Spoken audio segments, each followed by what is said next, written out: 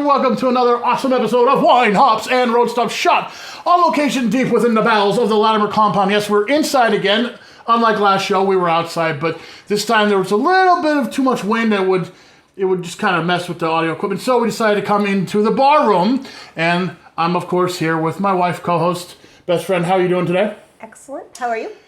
I'm pretty good. We got a lot of stuff to talk about, but first of all, we have to give a big shout out to one of our biggest fans. Yes. Hi, Leanne. Hi, Tom. Yes, they watch us all the time, and they say they wave at the TV set, and they say, I know these people, so hello. Nice to see you. Nice. Okay. If you like what we do, of course, our website to find us is winehopsandroadstops.com, and the social media. Go on Facebook.com/winehopsandroadstops. Join the Wine Hops and Road Stops group, because we do have giveaways there, and a lot of conversations about wine, good food, and great beer. Yes? Yes, that's right. We're going to talk about some not-so-great beer right now in booze news. That's right, not-so-great beer. But we have to give time to the stuff we don't even drink. We're going to shed a tear for cheap beer. That's right. Molson Coors will be discontinuing a number of its economy brands as part of a company-wide effort to premiumize. That is a word, premiumize. I made it up. It's high-end offerings. So, very soon you're going to have to say goodbye to such wonderful beers as Ham Special Light, Henry Weinhard's Private Reserve, Icehouse Edge, Key Lightful, Keystone Ice, Magnum,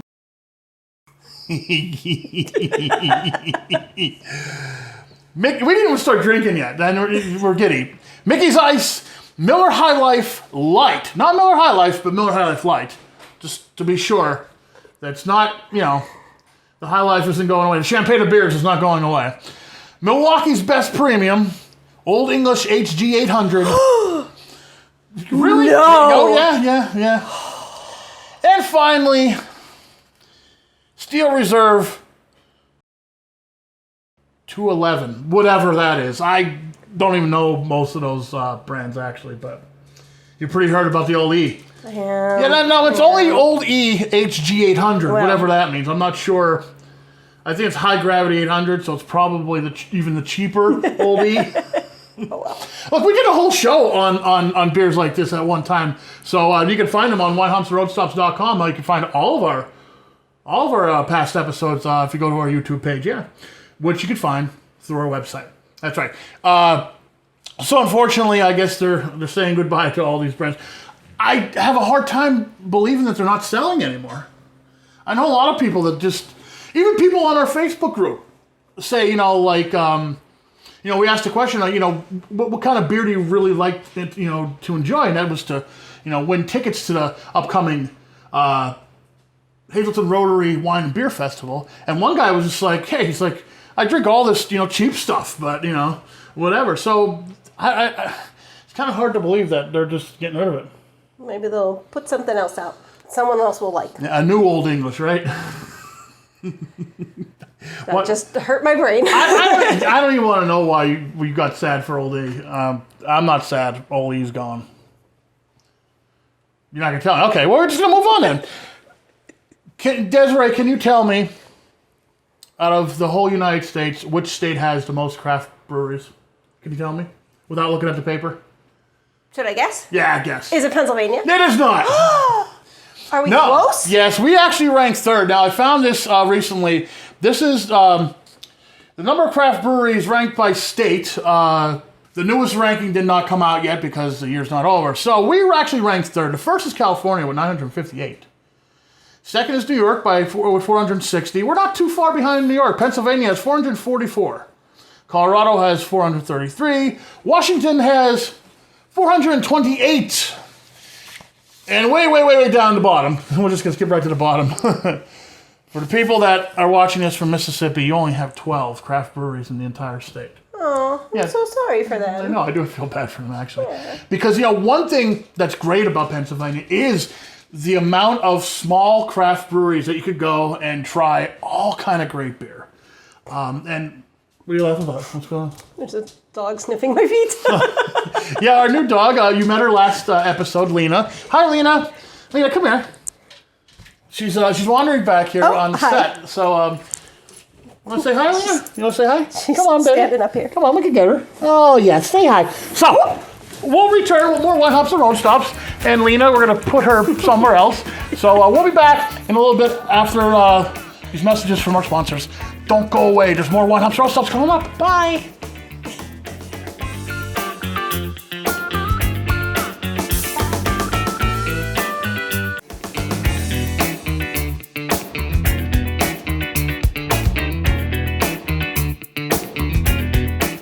Welcome back to Wine Hops and Road Stops. It's the only show in the northeastern Pennsylvania market that talks all about good wine, good food, and great beer. Now in front of us we have three great craft beers, and each one of them has a story. What's in front of us, Des? We have the Trooper Sun and Steel. Okay. We have Honest Trav's Dive Bar IPA. And Fudgy the Beer. Now, all of these beers have a story. Let's start with the first one. What is the story behind this one? Well, this was given to us by our buddies Terry and Matt. Yes, big fans of the show and good friends of ours, and we've known these two kids since they were kids. Yeah, so every once in a while they donate a beer. Now, I didn't even know this was out, and I'm a big Iron Maiden fan. I feel bad. I didn't even know that Iron Maiden made a Sun and Steel beer. It's a great song from the Peace of Mind album. I will not recite the lyrics. I will not try to sing right now, but we're going to talk a little bit about this because it is a unique beer. Before we get to it, though, the unique thing about this beer, my dear, yes, is it's a hybrid beer. Hybrid beer. Yes. Do you know what a hybrid beer is? I do not. I'm going to tell you what a hybrid beer is. Please. Okay. A hybrid beer. Hybrid beers are called hybrid because of the method used to ferment. For example, a lager yeast fermented at ale temperatures, which is a warm temperature, or a beer with ale yeast made at lager temperatures, which would be a cool temperature. Like this Sun and Steel here, this one is fermented twice. It's a double fermented lager. Now that's really interesting by itself, okay? Yes. But also on here, it also says it's a sake lager. Okay, I'm going to pour this now, and I'm going to tell you about the lager yeast is the initial fermentation. And then the second fermentation is done by a sake yeast, which is interesting. I don't know what this is going to taste like. They say the result is a delicate, subtle fruit flavor infused into a Pilsner-style lager. Now, sake is like a rice wine, which I always get when we go eat sushi and hibachi and stuff. I don't know how this is going to be in a beer, but I'm going to try it right now. I wasn't sure if I was going to like it. I like it. It's nice. It's crisp.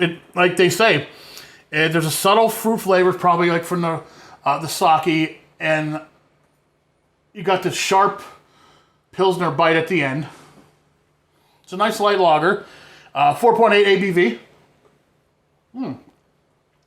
It's another fine addition to the Iron Maiden Trooper beers lineup. We've had the Trooper. We've had this one here. I keep this. This is the hollowed, which was a Belgian style 11% beer. That was one that was like a limited release. We had the Fear the Dark. We've had the Trooper IPA. We've had a lot of them, and this is another one. Like I said, I feel bad. I didn't even know. I'm gonna have a little bit more of this because this was pretty good. I didn't know this came out. I did not know this existed. So thank you, Matt. Thank you, Terry. They're on vacation right now. They are. In Vegas. Yeah, they just landed in Vegas as we shoot this. But Matt's got an in somewhere. He knows when this stuff's coming out, so he pays attention. Thanks, Matt. I also have to say we don't have to use our opener today either. So everything's in cans today. But I'm going to cleanse my palate before we move on. Yeah, that's pretty good.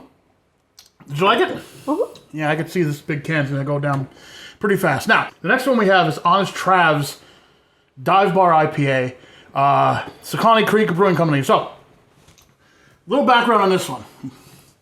This is, the guy on the can is a real person. His name is Travis.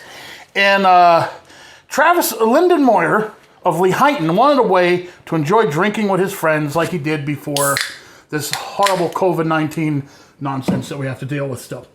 Okay? So, he invented on Facebook a huge group called Honest Trav's Virtual Dive Bar. And we talked about it before. There's a lot of foam on this one. Yeah. We talked about it before on the show when it first happened. Like, so last year when we did our Tales from Quarantine episodes. It's still going strong. It's a nice place to hang out and talk about beer and drinking and all kind of good stuff. Well, you know, from there, he teamed up with Secani Creek and they made 2 beers with his face on it. This guy, he's a really cool guy, man. And if you get to, I've never met him in person, but we've talked online, and a lot of stuff he does a lot of fundraising through his dive bar too.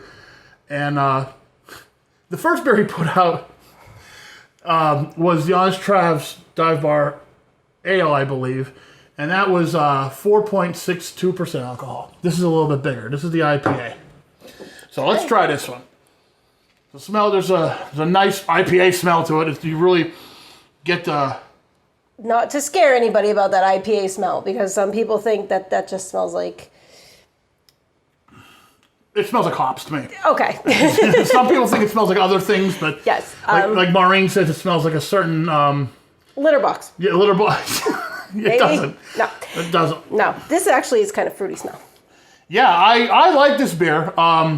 We got a 4-pack of this at a place where we won't mention their name because they don't advertise with us. We got a 4-pack of this the other week, and I drank all of them except for one I saved for today. So this is not a surprise to me. What do you think about this beer? It's very dry. Mm-hmm. It has a lot of bite. Yeah. It's pretty good. Is this a very big beer, dear? No, it's 6.2 ABV, so it's not, it's not huge. It's not going to kill you. It's normal for an IPA, and it really is, if you like your run-of-the-mill IPAs, this is a good one to start with. It's like standard. It's not, there's no like surprises with this. Sometimes IPAs have there's always a surprise with them. Either they're too hoppy for a lot of people, or they're too juicy, or they're just not enough. This is, I think, right in the middle. This is pretty standard, and I don't want to use that word as meaning it's bad. No. It's just, it's a run-of-the-mill IPA for people who like just regular IPAs. This is good. I agree. It's very good. All right, here comes our dog again. I can hear her. Finally, we got Fudgy the beer. Now, you may know, if you watch the show from the beginning and you watch every episode, you know we've actually featured this once before. But since we got a 4-pack of this, we decided, you know what? We're going to try it again. Honestly, I wasn't super impressed with it first time I had it, so we're going to give it another shot. And we'll see.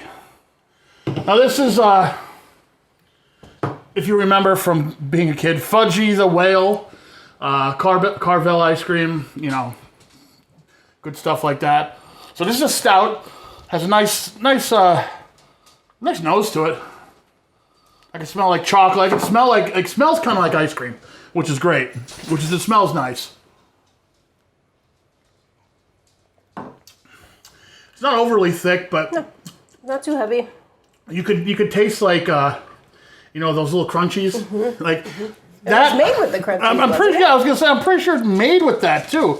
Yeah, it says brewed with Carvel signature chocolate crunchies, fudge ice cream, along with milk sugar. This beer is a real treat, but I'll just pour a little bit more just to make sure it's a real treat.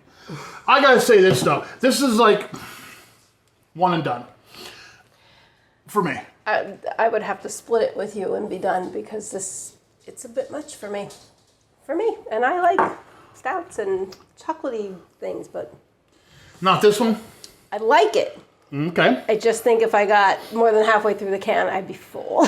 Yeah, it's going to fill you up pretty fast.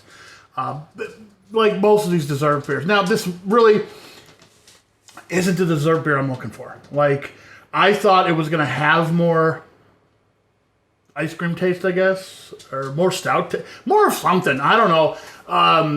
it's okay. It's not doing it for me. Like some of these other dessert beers, like even like a Founder's Breakfast Stout, for instance.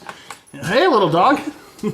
This dog is so curious, which is great. All of our other dogs are very nice and very well behaved. And this one, well, she's a pup. She's a puppy. And when she's big enough, she can star in the show. Yeah. Well, listen, we're going to take a short break. We're going to move all these over here because we're going to talk about wine. Next segment is going to be wine on Wine Hops and Road Stops. So don't go away. We'll be right back with more of the show.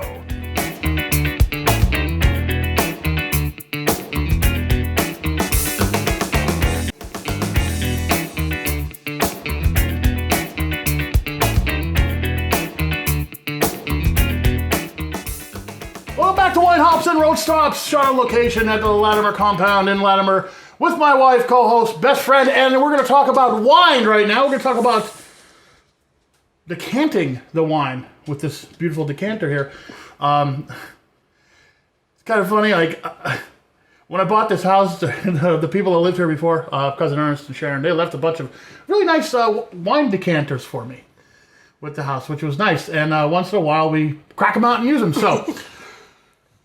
Some people said, well, your show's called Wine Hops and Road Stops. You don't talk a lot about wine. Well, you know what? We've been trying to get wineries on the show for a while now, and everyone just is like, they're not really into it for some reason. I don't know. I like wine. Do you like wine? Love wine. We like wine. So we're going to have some wine right now, and we're going to talk about this decanter. So, first of all, what is a decanter? This is a decanter. There.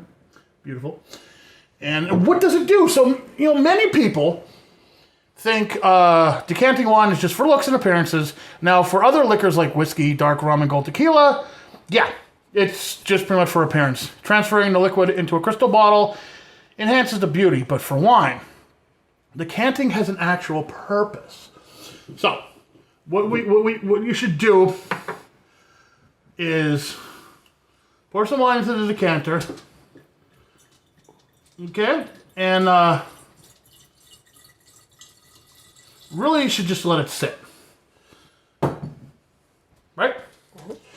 And what that does, decanting makes the wine more delicious. You let it sit for a few hours. It lets the wine breathe and all. But the benefits of decanting the wine, certain wines have a high tannin content.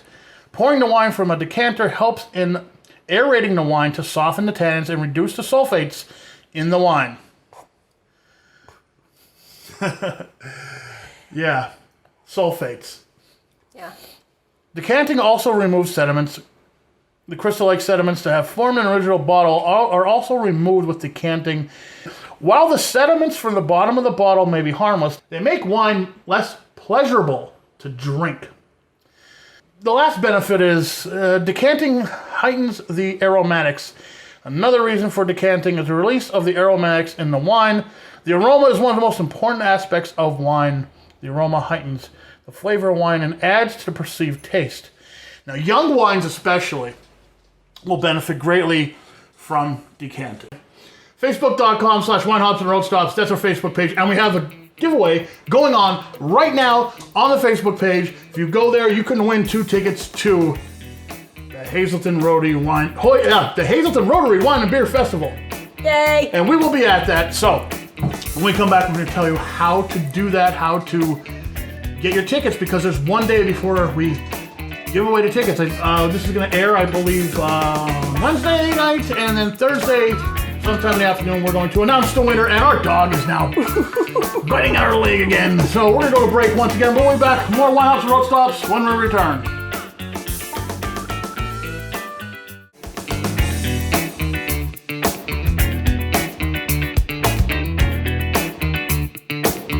Welcome back to the final segment of Wine Hops and Road Stops. We are talking now about the Hazelton Rotary Wine and Beer Festival. It is back. It is going to be awesome. It is going to be August 28th.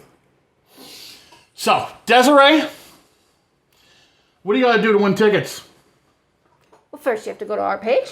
That's right. That is the first thing you got to do, and you're going to have to comment on the question we have on our page. It's a little graphic we have to win the 2 tickets. So make sure you go to our page. Like our page, and then comment. Give us a comment I believe the question this week is, what do you like best? Is that What do you like best about our show? Yeah, so you gotta watch this show. That's another thing. Like, I'll tell you this right now. Anyone that I know that hasn't watched the show, whoop, you're disqualified. Let's talk a little bit more about the Wine and Beer Festival. The list of beer vendors, we got Verastro, we got Resort Beverage, Cunningham Brewery. Hopefully they come back with their jalapeno lager, which is really good. Berwick Brewery, they got great stuff across the board. A new brewery, Revere Brewery from Tamaqua. And our old friend Alan at the Beer Stop, he always has a slew of beers. He likes to bring like 100 different beers and just lay them out throughout the day. So it's be good seeing Alan again. Maybe we'll get him on the show. Yeah, he rotates them through the day too, which is kind of nice. So you get to try a lot. Every hour on the hour, Alan will have like 3 or 4 new beers at least lined up for you to try. So at least that's what he's been doing all the other years. So that's good. Now to food vendors. I'm going to plug 2 of them that actually supported our show in the past.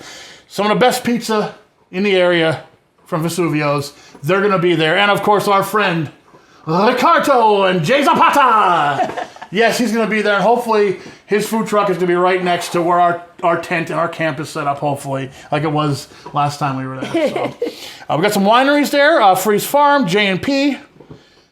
3 Dogs Vino, which is named after our favorite DJ. Ow, yeah. 3 Dog. That's right. So, listen, everyone, life is too short to have bad beer. So, drink a good beer, drink it with somebody you love. We'll see you next time on Wine Hops and Road Stops. We'll see you at the beer festival. Salud. All right, it's hot in here. It's time for a promo. Everybody, hello Facebook. Hello everyone in Facebook land. We're gonna talk about beer. We're gonna talk about decanting wine. We drank some wine. I actually have some wine on the show this time. We got 3 good beers. We got honest Trav beer. Look at that face. Look at that face. You gotta love that face, man. Anyone that gets their own face on a can of beer is all right by me. We're gonna meet our dog again, Lena, because she's gonna jump up here and she's gonna disrupt stuff. So yeah, August 11th is going to be the next show.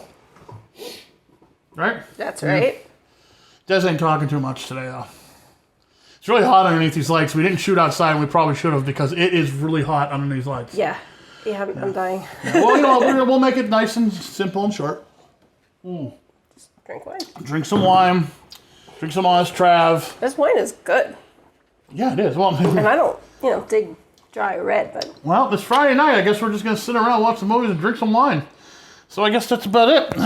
Let's get going now. Let's just do it nice and short. You guys know what to expect from our show. No one ever knows what to expect from this show. Talk about dogs. Talk about Iron Maiden because we have an Iron Maiden beer. Got an Iron Maiden beer. Yep. Yeah. And we got Fudgy the beer. And Trav. And a dry red. I can't pronounce his name. Minervismos. I don't know. Whatever.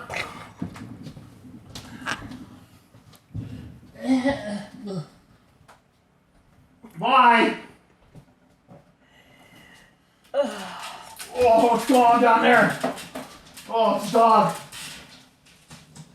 Hey, dog. What are you doing?